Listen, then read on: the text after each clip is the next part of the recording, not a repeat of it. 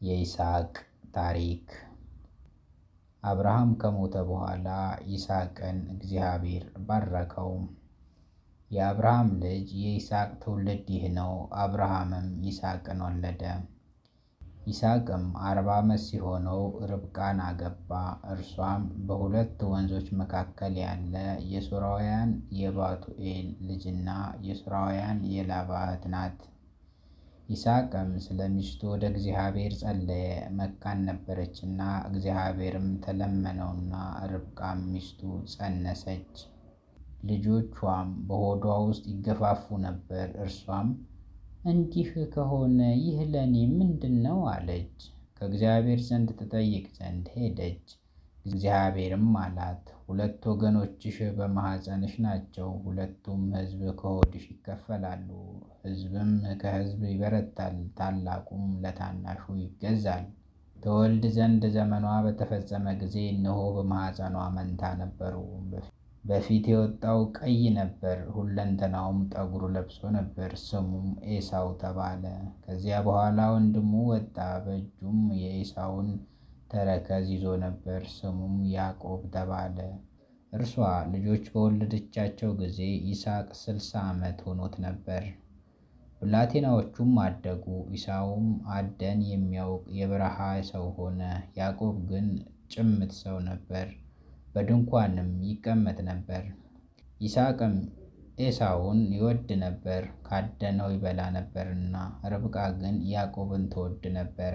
ያዕቆብ ወጥ ሠራ፣ ኤሳው ደክሞት ከበረሃ ገባ። ኤሳው ያዕቆብን ከዚህ ከቀይ ወጥ አብላኝ፣ እኔ እጅግ ደክሜአለሁ አለው። ስለዚህ ስሙ ኤዶም ተባለ። ያዕቆብ በመጀመሪያ ብኵርናህን ሽጥልኝ አለው። ኤሳውም እነሆ እኔ ልሞት ነው፣ ይህች ብኵርና ለምኔ ናት አለ። ያዕቆብም እስኪ በመጀመሪያ ማልልኝ አለው። ማለለትም፣ ብኵርናውንም ለያዕቆብ ሸጠ።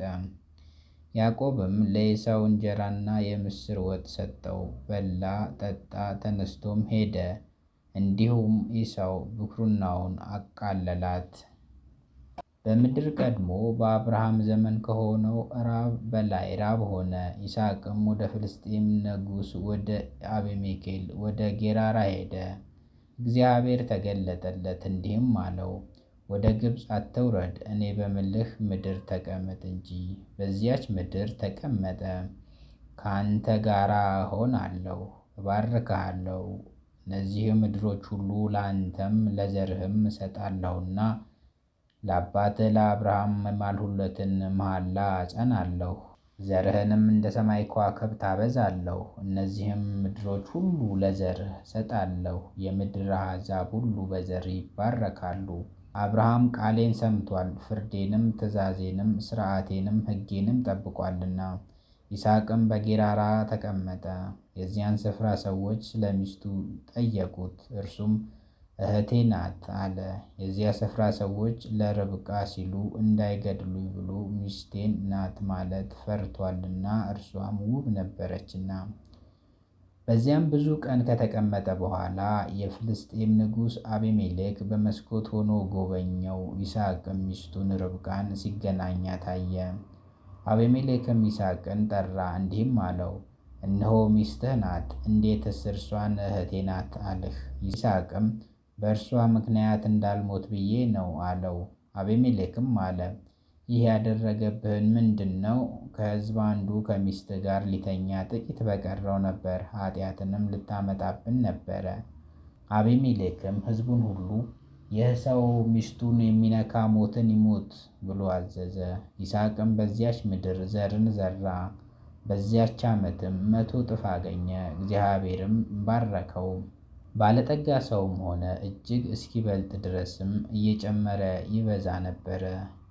የበግና የላም ከብትም ሎሌዎች እጅግ በዙለት። የፍልስጥኤም ሰዎች ቀኑበት። በአባቱ በአብርሃም ዘመን የአባቱ ሎሌዎች የማሳቸውን ጉድጓዶች ሁሉ የፍልስጥኤምን ሰዎች ደፈኗቸው፣ አፈርንም ሞሉባቸው። አቤሜሌክ ይስሐቅን ከእኛ ተለይተህ ሂድ፣ ከእኛ ይልቅ እጅግ በርትተሃልና አለው። ይስሐቅም ከዚያ ሄደ፣ በጌራራም ሸለቆ ሰፍሮ በዚያ ተቀመጠ። ይስሐቅም በአባቱ በአብርሃም ዘመን ቆፍሯቸው የነበሩትን የውኃ ጉድጓዶች ደግሞ አስቆፈረ። አብርሃምም ከሞተ በኋላ የፍልስጤም ሰዎችን ደፍነዋቸው የነበሩና አባቱም ይጠራቸው በነበረም ስም ጠራቸው። የይስሐቅም ሎሌዎች በሸለቆ ውስጥ ቆፈሩ፣ በዚያ የሚመነጭ ውኃ ጉድጓድ አገኙ። የጌራራ አገር እረኞችም ከይስሐቅ እረኞች ጋር ውኃውን የእኛ ነው ሲሉ ተከራከሩ። የዚያችም ጉድጓድ ስም ኤሴቅ ብሎ ጠራት፣ ለእርሷ ሲሉ ተጣልተዋልና። ሌላ ጉድጓድም ማሱ፣ ስለ እርሷም ደግሞ ተጣሉ፣ ስሟንም ሰጠና ብሎ ጠራት። ከዚያም እልፍ ብሎ ሌላ ጉድጓድ አስቆፈረ፣ ስለ እርሷም አልተጣሉም፣ ስሟንም ረሆቦት ብሎ ጠራት። እንዲህም ሲል አሁን እግዚአብሔር አሳለፈልን፣ በምድርም አንበዛለን አለ። ከዚያ ወደ ቤርሳቤጥ ወጣ። በዚያች ሌሊት እግዚአብሔር ተገለጠለት እንዲህም አለው፣ እኔ የአባቴ አብርሃም አምላክ ነኝ፣ አትፍራ፣ እኔ ካንተ ጋር ነኝና እባርክሃለሁ፣ ስለ ባሪያዬ ስለ አብርሃም ዘርህን አበዛዋለሁ። በዚያ መሠዊያ ሠራ፣ የእግዚአብሔርንም ስም ጠራ። በዚያ ድንኳን ተከለ። የይስሐቅም ሎሌዎች በዚያ ጉድጓድ ማሱ። በምድርም ቀድሞ በአብርሃም ዘመን ከሆነው ራብ በላይ ራብ ሆነ። ይስሐቅም ወደ ፍልስጤም ንጉሥ ወደ አቤሜሌክ ወደ ጌራራ ሄደ።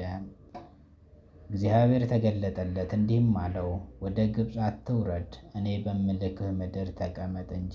በዚች ምድር ተቀምጠህ ከአንተ ጋር እሆናለሁ፣ እባርክሃለሁ።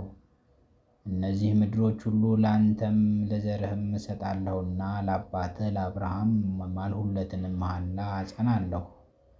ዘርህንም እንደ ሰማይ ከዋክብት አበዛለሁ። እነዚህም ምድሮች ሁሉ ለዘርህ እሰጣለሁ፣ የምድርም አሕዛብ ሁሉ በዘርህ ይባረካሉ።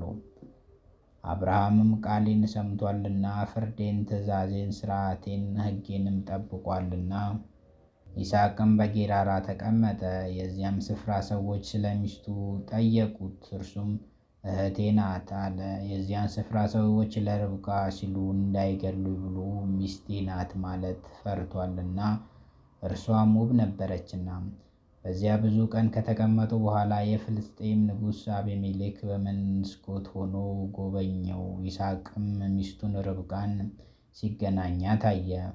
አቤሴሎም ይስሐቅን ጠራ፣ እንዲህም አለው፣ እነሆ ሚስትህ ናት፣ እንዴትስ እርሷን እህቴ ናት አልህ? ይስሐቅም በእርሷ ምክንያት እንዳልሞት ብዬ ነው አለው። አቤሜሌክም አለ፣ ይህ ያደረገብህ ምንድን ነው? ከሕዝብ አንዱ ከሚስትህ ጋር ሊተኛ ጥቂት በቀረው ነበር፣ ኃጢአትም ልታመጣብን ነበር። አቤሜሌክም ሕዝቡን ሁሉ ይህ ሰው ሚስቱም የሚነካ ሞትን ይሙት ብሎ አዘዘ። ይስሐቅም በዚያች ምድር ዘርን ዘራ፣ በዚያችም ዓመት 100 እጥፍ አገኘ። እግዚአብሔርም ባረከው፣ ባለጠጋ ሰው ሆነ፣ እጅግ እስኪበልጥ ድረስም እየጨመረ ይበዛ ነበር። የበግና የላም ከብቶች ሎሌዎችም እጅግ በዙለት። የፍልስጤም ሰዎች ቀኑበት። በአባቱ በአብርሃም ዘመን የአባቱ ሎሌዎች የማሷቸውን ጉድጓዶች ሁሉ የፍልስጤም ሰዎች ደፈኗቸው፣ አፈርንም ሞሉባቸው። አቤሜሌክም ይስሐቅን ከእኛ ተለይተህ ሂድ፣ ከእኛ ይልቅ እጅግ በርትተሃልና አለው። ይስሐቅም ከዚያ ሄደ፣ በጌራራም ሸለቆ ሰፍሮ በዚያ ተቀመጠ። ይስሐቅም በአባቱ በአብርሃም ዘመን ቆፍሯቸው የነበሩትን የውኃ ጉድጓዶች ደግሞ አስቆፈረ። አብርሃምም ከሞተ በኋላ ፍልስጤም ሰዎች ደፈኗቸው ነበርና አባቱም ይጠራቸው በነበረ ስም ጠራቸው። የይስሐቅ ሎሌዎች በሸለቆ ውስጥ ቆፈሩ፣ በዚያም የሚመነጭ ውኃ ጉድጓድ አገኙ። የጌራራ አገር እረኞች ከይስሐቅ እረኞች ጋር ውኃውን የእኛ ነው ሲሉ ተከራከሩ። የዚያችም ጉድጓድ ስም ኤሴቅ ተብሎ ጠራት፣ ለእርሷም ሲሉ ተጣልተዋልና። ሌላ ጉድጓድ ማሱ፣ ስለ እርሷም ደግሞ ተጣሉ፣ ስሟንም ሰጠና ብሎ ጠራት። ከዚያ አለፍ ብሎ ሌላ ጉድጓድ አስቆፈረ፣ ስለ እርሷ አልተጣሉም፣ ስሟንም ረሆቦት ብሎ ጠራት። እንዲህ ሲል አሁን እግዚአብሔር አሳለፈልን፣ በምድርም እንበዛለን። ከዚያ ወደ ኤርሳቤጥ ወጣ። በዚያች ሌሊት እግዚአብሔር ተገለጠለት እንዲህም አለው፣ እኔ አባቴ የአብርሃም አምላክ ነኝ። አትፍራ፣ እኔ ካንተ ጋር ነኝና እባርክሃለሁ። ስለ ባሪያዬ ስለ አብርሃም ዘርህን አበዛዋለሁ። በዚያም መሠዊያ ሠራ፣ የእግዚአብሔርም ስም ጠራ። በዚያ ድንኳን ተከለ። የይስሐቅም ሎሌዎች በዚያ ጉድጓድ ማሱ። አቤሜሌክና የሙሽራው ወዳጅ አኮዞት የሠራዊቱንም አለቃ ፊኮል ከጌራራ ወደ እርሱ ሄዱ። ይስሐቅም ለምን ወደ እኔ መጣችሁ? እናንተ ጠልታችሁኛል፣ ከእናንተም ለይታችሁኛል፣ አሳደዳችሁኛል አላቸው። እነርሱም አሉት፣ እግዚአብሔር ካንተ ጋር እንዳለ በእርግጥ አየን። ስለዚህ በእኛና በአንተ መካከል መሐላ ይሁን። እኛ አንተን እንዳልነካን በጎነትህንም ብቻ አሳይተኸን በደህናም እንደሰደድኸን አንተም ክፉ እንዳትሰራብን ቃል ኪዳን ካንተ ጋር እናድርግ አልን። አንተ አሁን ከእግዚአብሔር ዘንድ የተባረክ ነህ። ይስሐቅም ማዕድ አቀረበላቸው፣ በሉም ጠጡም። ማልደው ተነሱ፣ እርስ በርሳቸውም ተማማሉ። ይስሐቅም አሰናበታቸው፣ ከእርሱም ወጥተው በደህና ሄዱ። በዚያም ቀን የይስሐቅ ሎሌዎች መጡ፣ ስለ ቆፈርነውም ጉድጓድ ውሃ አገኘን ብለው ነገሩት። ስሟንም ሳቤህ ብሎ ጠራት። ስለዚህ የከተማይቱ ስም እስከ ዛሬ ድረስ ቤርሳቤህ ነው። ኤሳውም 40 ዓመት ሲሆነው የኬጢያውያን የብሔርን ልጅ የወዲትን የኬጤናውያን የኤሎን ልጅ ቤሴሞትንም ሚስቶች አድርጎ አገባ። እነርሱም የይስሐቅና የርብቃን ልብ ያሳዝኑ ነበረ። ይስሐቅ ሸምግሎ ዓይኖቹም ከማየት በፈዘዙ ጊዜ ታላቅ ልጁን ኤሳውን ጠርቶ ልጄ ሆይ አለው። እርሱም አለው እነሆ እኔ ያረጀሁ የምሞትበትንም ቀን አላውቅም።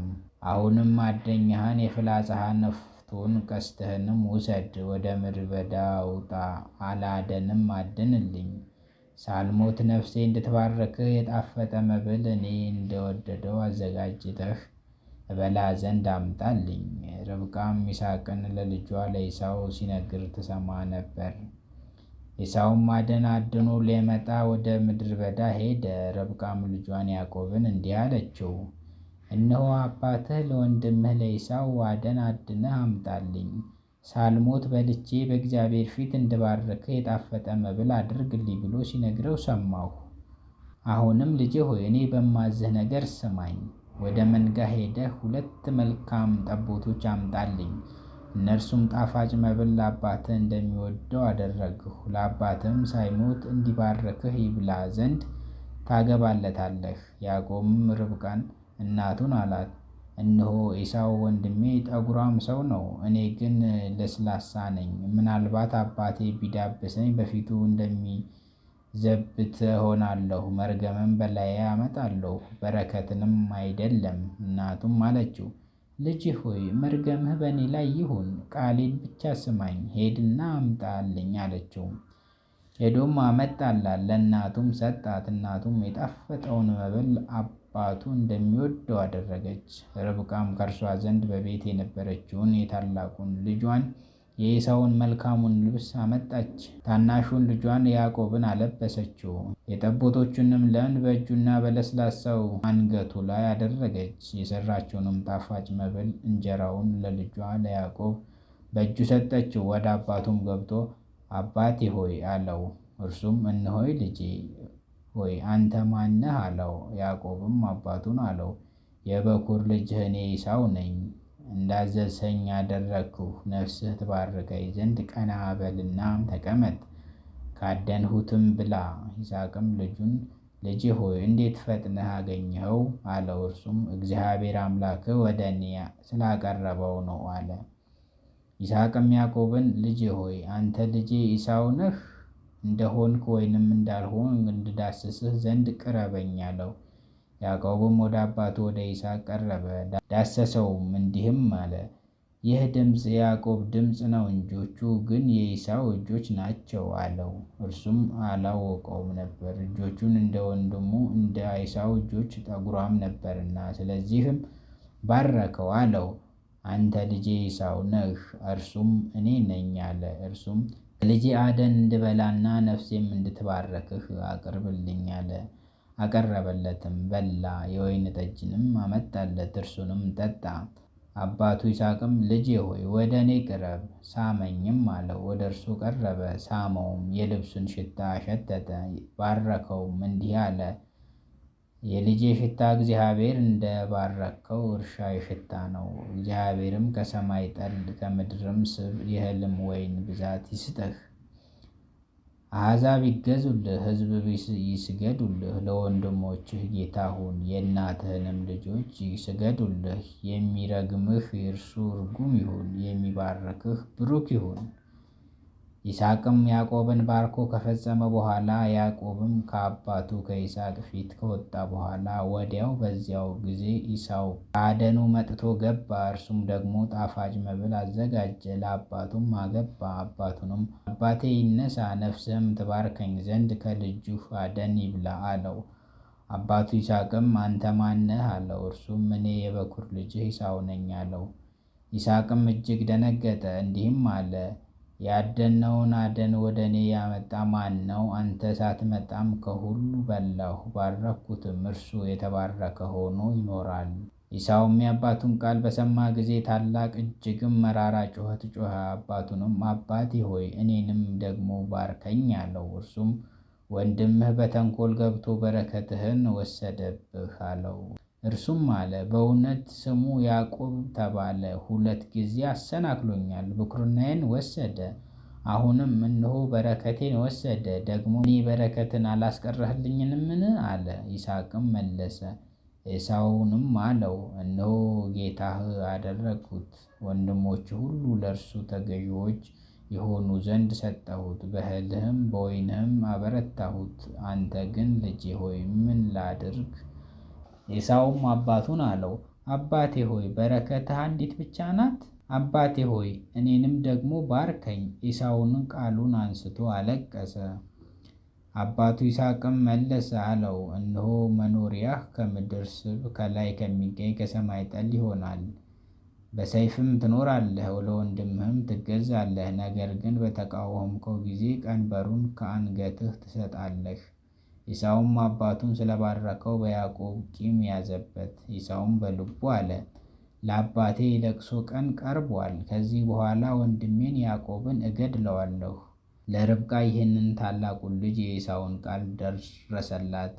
ታናሽ ልጇን ያዕቆብንም አስጠርታ አስመጣቸው፣ አለችው እነሆ ወንድምህ ኢሳው ሊገድልህ ይፈልጋል። አሁንም ልጄ ሆይ ቃሌን ስማ፣ ተነሳና ወደ ካራን ምድር ወደ ወንድሜ ወደ ላባ ሂድ። በእርሱም ዘንድ ጥቂት ቀን ተቀመጥ፣ የወንድምህ ቁጣ እስኪበርድ ድረስ፣ የወንድምህ ቁጣ ከአንተ እስኪመለስ ድረስ፣ ያደረክበትንም እስኪረሳው ድረስ ከዚህ ልኬ አስመጣሃለሁ። በአንድ ቀን ሁለታችሁንም ለምን አጣለሁ? ርብቃም ይስሐቅን አለችው ከኬጤ ሴቶች ልጆች የተነሳ ሕይወቴን ጠላሁ። ያዕቆብም ከዚህ አገር ሴቶች ልጆች ሚስትን የሚያጋባ ከሆነ በሕይወት መኖር ለእኔ ምንድን ነው? ይስሐቅም ያዕቆብን ጠራው፣ ባረከውም፣ እንዲህ ብሎም አዘዘው ከከነዓናውያን ሴት ልጆች ሚስት አታግባ። ተነሳና ወደ እናትህ አባት ወደ ባቱኤል ቤት ወደ 2 ወንዞች መካከል ሂድ። ከዚያ ከእናትህ ወንድም ከላባ ሴት ልጆች ሚስትን አግባ። ሁሉን የሚችል አምላክ ለብዙ ሕዝብ ጉባኤ እንድትሆን ይባርክህ፣ ያፍራህ፣ ያብዛህ። ስደተኛ ሆነህ የተቀመጥክባት እግዚአብሔርም ለአብርሃም የሰጣትን ምድር ትወርስ ዘንድ የአብርሃምንም በረከት ለአንተ ይሰጥህ፣ ለዘርህም እንዲሁ እንዳንተ። ይስሐቅም ያዕቆብን ሰደደው። እርሱም ያዕቆብና ኤሳው እናት ርብቃን ወንድሟን የሚሆን የሶርያዊ ባቱኤል ልጅ ላባ ወዳለበት ወደ 2 ወንዞች መካከል ሄደ። ኤሳውም ይስሐቅ ያዕቆብን እንደባረከው ባየ ጊዜ ከዚያ ሚስትን ያገባ ዘንድ ወደ 2 ወንዞች መካከል እንደሰደደው ባረከውም ጊዜ ከከነዓን ሴት ልጆች ሚስት አታግባ ብሎ እንዳዘዘው ኢሳውም ይስሐቅን ያዕቆብን እንደባረከው ባየ ጊዜ ከዛ ሚስትን ያገባ ዘንድ ወደ 2 ወንዞች መካከል እንደሰደደው በባሪያውም ጊዜ ከከነዓን ሴት ልጆች ሚስት አታግባ ብሎ እንዳዘዘው ያዕቆብም የአባቱን የእናቱን ቃል ሰምቶ ወደ 2 ወንዞች መካከል እንደሄደ የከነዓን ሴት ልጆች በአባቱ በይስሐቅ ፊት የተጠሉ እንደሆኑ ሆኑ። ኤሳውም ባየ ጊዜ ኤሳው ወደ እስማኤል ሄደ። ማሌትም በፊት ካሉት ሚስቶች ጋር ሚስት ትሆነው ዘንድ አገባ። እርሷም የአብርሃም ልጅ የሆነ የእስማኤል ልጅና የነባዮት እህት ናት። ያዕቆብም ከቤርሳቤህ ወጥቶ ወደ ካራን ሄደ። ወደ አንድ ስፍራ ደረሰ፣ ፀሐይም ጠልቃ ነበርና ከዚያ አደረ። በዚያ ስፍራ ድንጋይ አነሳና ከራሱም በታች ተንደርሶ በዚያች ስፍራ ተኛ። ሕልምም አለመ። እነሆ መሰላል በምድር ላይ ተተክሎ ራሱም ወደ ሰማይ ደርሶ፣ እነሆም እግዚአብሔር መላእክት ይወጡበት ይወርዱበት ነበረ። እነሆም የእግዚአብሔር በላይ ቆሙበት ነበር። እንዲህም አለው፣ የአባቴ አብርሃም አምላክ የይስሐቅም አምላክ እኔ እግዚአብሔር ነኝ። ይችን አንተ የተኛህባትን ምድር ላንተም ለዘርህም እሰጥሃለሁ። ዘርህም እንደ ምድር አሸዋ ይሆናል። እስከ ምዕራፍና እስከ ምስራቅ፣ እስከ ሰሜንና እስከ ደቡብ ትሰፋለህ። ምድርም አሕዛብ ሁሉ ባንተ በዘርህ ይባረካሉ። እነሆ እኔም ካንተ ጋር ነኝ። በምትሄድበትም መንገድ ሁሉ እጠብቅሃለሁ፣ ወደዚያች ምድር እመልስሃለሁ። የነገርኩህ ሁሉ እስኪደርስልህ ድረስ አልተውህምና። ያዕቆብም ከእንቅልፉ ተነሳ፣ በእውነት እግዚአብሔር በዚህ ስፍራ ነው፣ እኔ አላወቅኩም ነበር አለ። ፈራ፣ እንዲህም አለ፣ ይህ ስፍራ እንዴት ያስፈራል! ይህ ስፍራ የእግዚአብሔር ቤት ነው እንጂ ሌላ አይደለም፣ ይህ የሰማይ ደጅ ነው። ያዕቆብም ማልዶ ተነሳ፣ ተንተርሶት የነበረውንም ድንጋይ ወስዶ ሐውልት አድርጎ አቆመው፣ በላዩም ላይ ዘይት አፈሰሰበት። ያዕቆብም ያንን ስፍራ ቤተል ብሎ ጠራው። አስቀድሞ ግን የዚያች ከተማ ስም ሎዛ ነበረ። ያዕቆብም እንዲህ ብሎ ስእለት ተሳለ፣ እግዚአብሔር ከኔ ጋር ቢሆን በምሄድበት በዚች መንገድ ቢጠብቀኝ፣ የምበላውም እንጀራ የምለብሰውንም ልብስ ቢሰጠኝ፣ ወደ አባቴ ቤት በጤና ብመለስ እግዚአብሔር አምላኬ ይሆነኛል። ለሐውልት የተከልኩትንም ይህ ድንጋይ እግዚአብሔር ቤት ይሆናል። ከሰጠኝም ሁሉ ላንተ ከ10 እጅ አንዱን እሰጥሃለሁ። ያዕቆብም ተነስቶ ወደ ምስራቅ ሰዎች ሄደ። በሜዳም እነሆ ጉድጓድ አየ። በዚያ 3 የበጎች መንጋዎች በላዩ ተመለሰ። በዚያ ጉድጓድ በጎቹ ያጠጡት ነበር። በጉድጓዱም አፍ የነበረውን ድንጋይ ትልቅ ነበር ይላል። የያዕቆብ ታሪክ በቀጣይ ይቀርባለሁኝ። ስለምታዳምጡኝ አመሰግናለሁ።